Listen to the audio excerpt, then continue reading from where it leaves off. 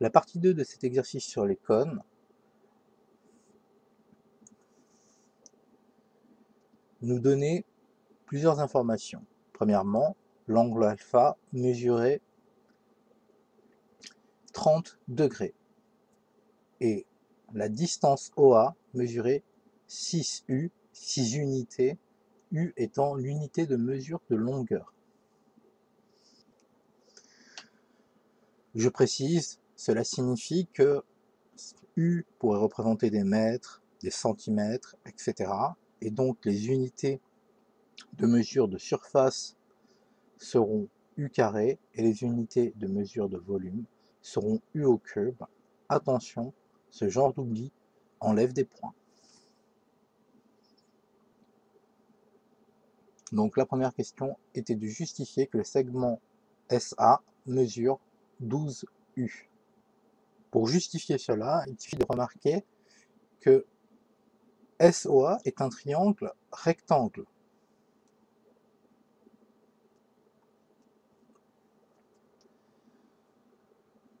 Il est rectangle en haut car SO est la hauteur et AO est un rayon de la base. Par conséquent, nous savons que la droite SO et la droite AO sont perpendiculaires. N'oubliez pas de justifier pourquoi le triangle SOA est rectangle. Ensuite, nous connaissons la mesure de l'angle A et nous connaissons la longueur du côté opposé à cet angle ainsi que le côté adjacent ici que je signale en violet. Comme nous sommes dans un triangle rectangle, nous pouvons utiliser les formules de trigonométrie de base. N'oubliez pas de faire une petite phrase d'introduction de ce type-là avant d'utiliser les formules de trigonométrie. Nous pouvons utiliser les formules de trigonométrie dans le triangle rectangle. Une fois qu'on est là, sinus de alpha est égal à longueur du côté opposé divisé par longueur de l'hypoténuse. Or, ceci était donné dans l'énoncé, c'est-à-dire on connaissait la mesure de l'angle alpha, on connaissait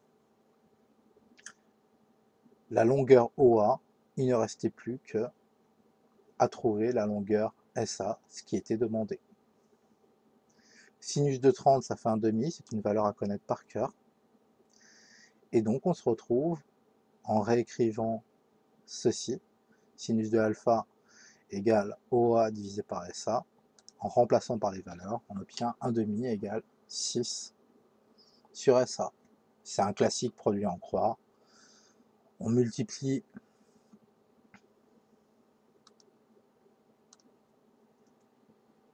les deux valeurs sur la diagonale connue, donc on ferait 2 fois 6 et on est censé diviser par ce qui reste, par 1. Donc divisé par 1, ça ne change rien, donc autant écrire directement SA égale 6 fois 2. Mais techniquement, si on utilise la technique de la quatrième proportionnelle, on devrait écrire 6 fois 2 ou 2 fois 6 divisé par 1. Ainsi, on obtient bien 12 et, ne surtout pas oublier, 12 unités. Passons à la deuxième question. Justifie que le segment SO mesure 6 fois racine de 3 U. Donc, je vous rappelle que U, c'est l'unité de mesure de longueur. Pour justifier que la distance SO mesure 6 fois racine de 3 unités, il faut une première hypothèse. Bon, SOA est rectangle en haut, on l'a déjà dit tout à l'heure, on peut répéter l'explication, car SO est une hauteur et OA est un rayon de la base. On est dans un cône, régulier, donc un cône de révolution régulier d'ailleurs, et par conséquent, le triangle est bien rectangle en haut. Ainsi, d'après le théorème de Pythagore, nous avons l'égalité suivante. SA au carré égale SA au carré plus OA au carré. Bien sûr, je parle des distances.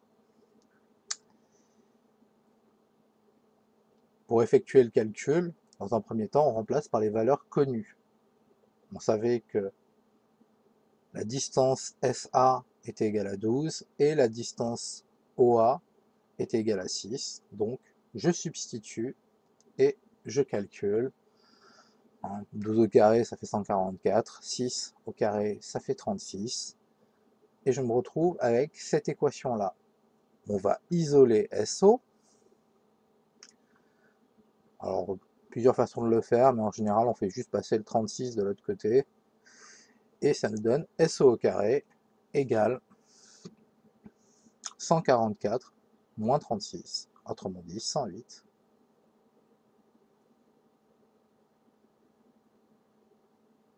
Comme SO est positif, la distance SO est strictement positive,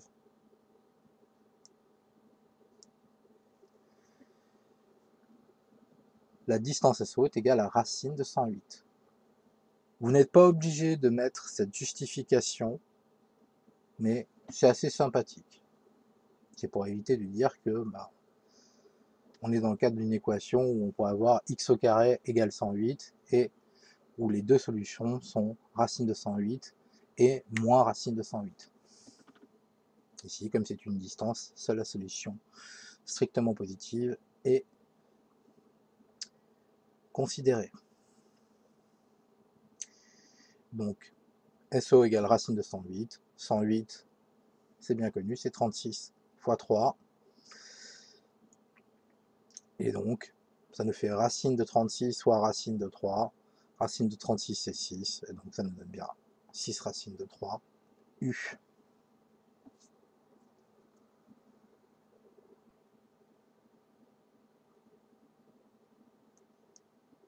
La troisième question, c'était calculer l'aire de la surface totale de ce solide en fonction de U.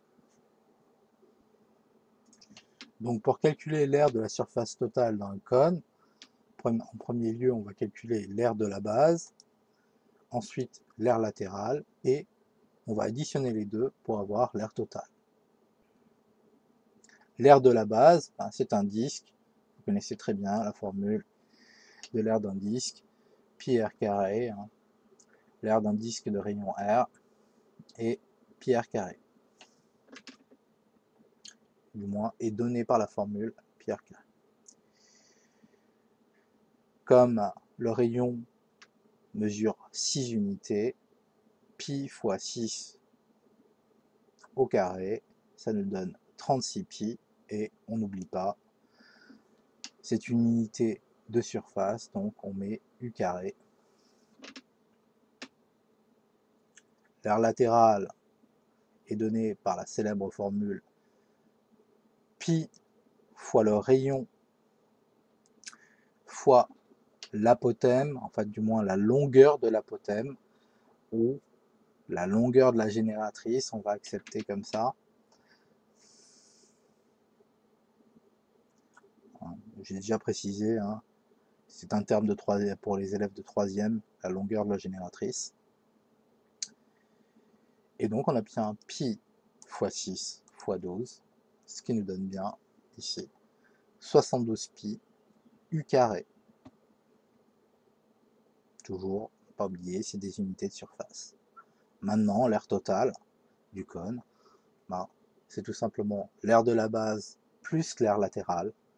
On additionne les deux et on obtient donc 36 pi plus 72 pi, ça fait 108 pi, et on n'oublie pas u carré.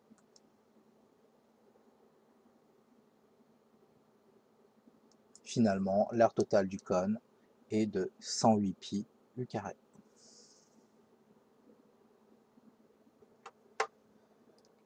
Dans la dernière question de la deuxième partie, on nous demandait de calculer le volume de ce solide en fonction de U. Donc le calcul du volume d'un cône, c'est une formule bien connue, 1/3 de pi fois r carré fois h, bien sûr. R représente la longueur du rayon.